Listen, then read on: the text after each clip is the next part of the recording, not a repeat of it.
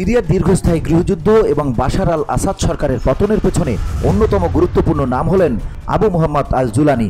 বিদ্রোহী গোষ্ঠী হায়াত তাহরির আল শাম এর এই নেতা শুধু সামরিক অভিযানের পরিকল্পনায় নয়, বরং বিদ্রোহী গোষ্ঠীগুলোর মধ্যে ঐক্য গড়ে তুলতেও ক্ষমতা দেখিয়েছেন।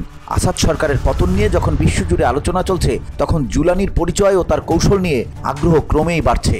আবু মোহাম্মদ আল জুলানি, যার প্রকৃত নাম আহমেদ হুসাইন আল সারা, জন্মগ্রহণ করেন 1982 সালে সৌদি আরবের রাজধানী রিয়াদে। তার পরিবার 1989 সালে সিরিয়ায় ফিরে আসে এবং দামেস্কের উপকণ্ঠে বসবাস শুরু করে। তরুণ বয়সে তার জীবন সম্পর্কে খুব বেশি তথ্য পাওয়া যায় না, তবে 2003 সালে যুক্তরাষ্ট্রের ইরাকে হামলার সময় তিনি সেখানে আল কায়দায় যোগ দেন এবং মার্কিন বিরোধী প্রতিরোধ আন্দোলনে সক্রিয় অংশগ্রহণ করেন।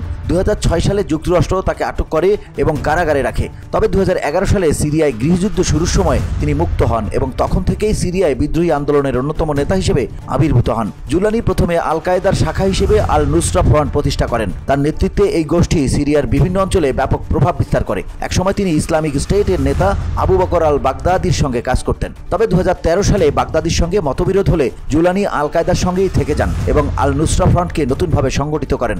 2016 সালে সিরিয়ার বিদ্রোহীরা ক্রমেই দুর্বল হতে থাকলে জুলানি বিদ্রোহী গোষ্ঠীগুলোর মধ্যে ঐক্য করার চেষ্টা করেন। তিনি আল নুসরা ফ্রন্টের নাম পরিবর্তন করে জাভাত ফাতে আল শাম রাখেন।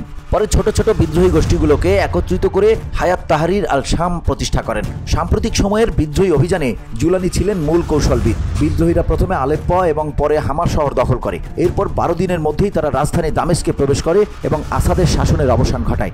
এই পুরো অভিযানেই জুলানির নেতৃত্ব ছিল অত্যন্ত গুরুত্বপূর্ণ। তার কৌশল ছিল বিদ্রোহী গোষ্ঠীগুলোর মধ্যে ঐক্য প্রতিষ্ঠা করা এবং তাদের একটি শক্তিশালী সামরিক ও রাজনৈতিক কাঠামোতে নিয়ে আসা। জুলানির পরিকল্পনা এবং নেতৃত্ব বিদ্রোহী যোদ্ধাদের মনোবল বাড়িয়েছে এবং আসাদের অনুগত বাহিনীর পতন ত্বরান্বিত করেছে। 2017 সালে জুলানির নেতৃত্বে ইদলিবে সিরিয়ান স্যালভেশন গভর্নমেন্ট প্রতিষ্ঠিত হয়, যা কার্যত এইচটিএস এর প্রশাসনিক শাখা। এই সরকারের অধীনে ইদলিব পরিচালিত হলেও তাদের কঠোর শাসননীতি নিয়ে বিভিন্ন মহলে সমালোচনা রয়েছে।